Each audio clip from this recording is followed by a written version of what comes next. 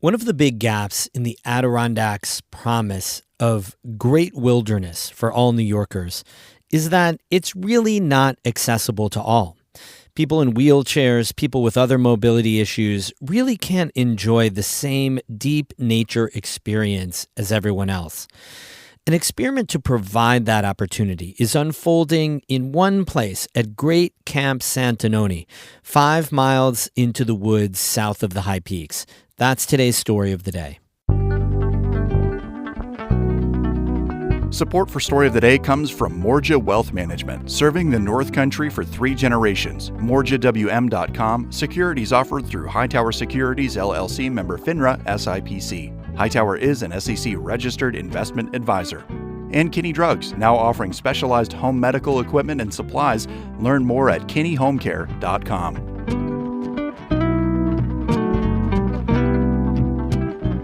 Hey, I'm David Sommerstein. It's Tuesday, August 26th. First up, Senator Kirsten Gillibrand visited a research lab in Saranac Lake yesterday. She's working to secure $2.5 million in federal funding for the Trudeau Institute. Gillibrand's efforts come as the Trump administration proposes massive cuts to scientific research. Emily Russell was there and has our story. A little after 10 a.m. on Monday, Senator Kirsten Gillibrand walked up to a wooden podium inside the Trudeau Institute. It's a research lab that sits right on the shores of Lower Saranac Lake. It's an honor to be here to join everybody at the Trudeau Institute. As the world learned from the pandemic, infectious disease research saves lives. The Trudeau Institute was founded about 140 years ago. Its original focus was on tuberculosis. During the coronavirus pandemic, the facility helped the local hospital and frontline workers respond to COVID-19. Gillibrand highlighted the wide range of work that's done today at the Trudeau Institute. From research on immune systems to the use of computational chemogenomics to better understanding diseases like tuberculosis, the cutting-edge research occurring here is nothing short of spectacular. To support that research, Gillibrand set aside $2.5 million for the Institute in the Senate Appropriations Bill. The Senate needs to pass the entire funding package and reach a final deal with the House, so the funding is not a sure thing. Still, Dr. Bill Riley applauded Gillibrand's efforts at Monday's event. Riley is president and CEO of the Trudeau Institute. Finding funds, especially in this time, is really difficult. This will help to really modernize aspects of the pieces of equipment that we have here at the Institute and allow for us to basically continue our research focused towards global pathogens. Along with investing in new equipment, Riley said the federal funds would help the facility train staff and host conferences.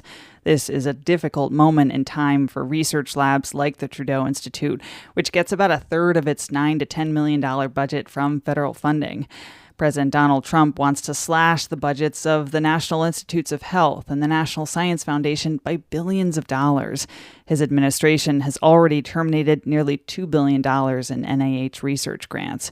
The Trudeau Institute hasn't been directly affected by those cuts, but at Monday's event, Senator Gillibrand said the clawback of federal funding will have widespread impacts. And it's devastating. I mean, if your child's in a cancer trial and the cancer trial is discontinued, your child doesn't get the benefit of that cancer research. So it's very real. It's going to impact people's lives. A recent report by the Association of American Universities warned that funding cuts could, quote, destroy America's global scientific leadership. China, for example, is expected to boost funding for scientific research by 10% in the next year. Meanwhile, the Trump administration is pushing to cut funding by 20 to 30%. Emily Russell, North Country Public Radio, Saranac Lake.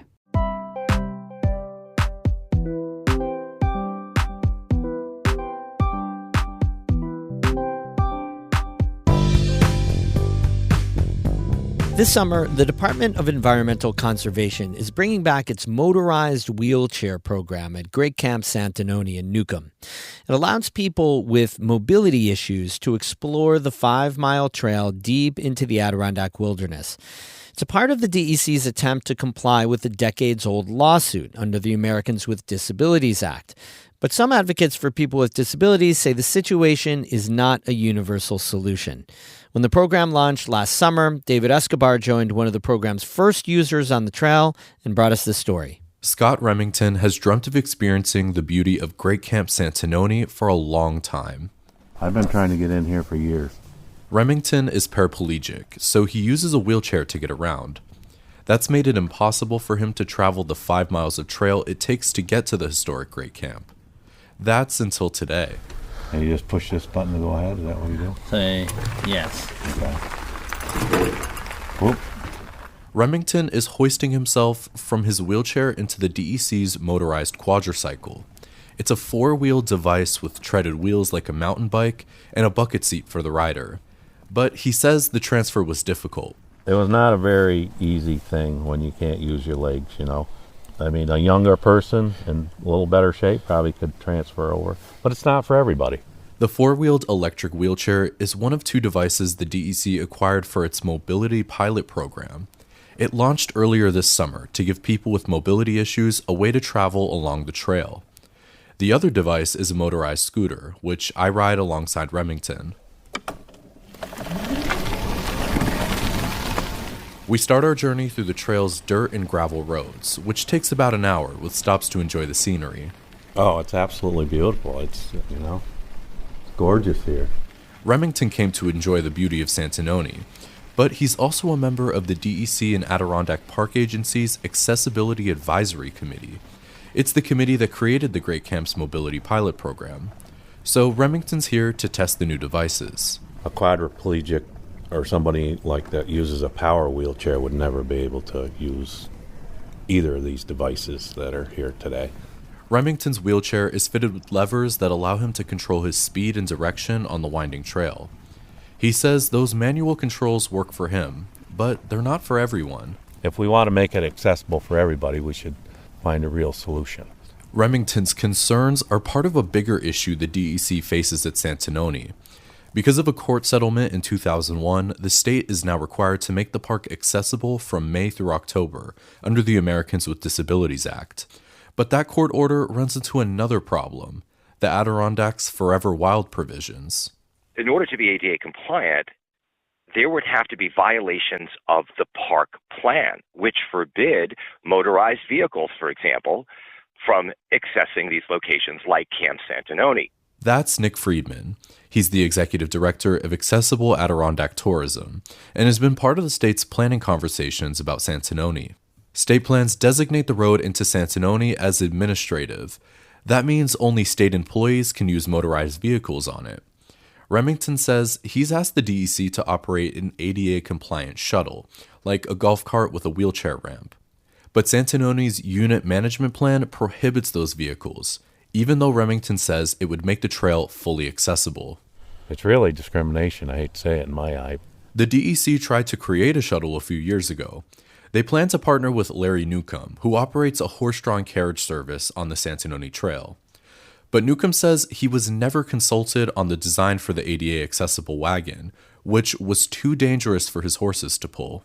Accessible Adirondack's Nick Friedman says the DEC's new motorized wheelchair and scooter are a way to bypass the trail's vehicle ban. He says the state is still experimenting to see if these devices are viable solutions. That's why this assessment is so important. If this demand comes in and people say, you know, we really want to do this on our own. We don't want to have to get out of our own wheelchairs. We don't want to have to switch mobility devices. Then there may be motivation to work to change the park plan itself. Remington plans to submit his feedback to the DEC about his experience with the mobility pilot program. He says it's a first step towards a solution at Santanoni, but he wants officials to address a larger problem he's seen across the park. The APA and the DEC have had a mindset of just when they buy a piece of property off a group or whatever, they close the roads. They don't even look at ways to keep some of it open for somebody that has a disability or, you know, has mobility issues that can't walk that far.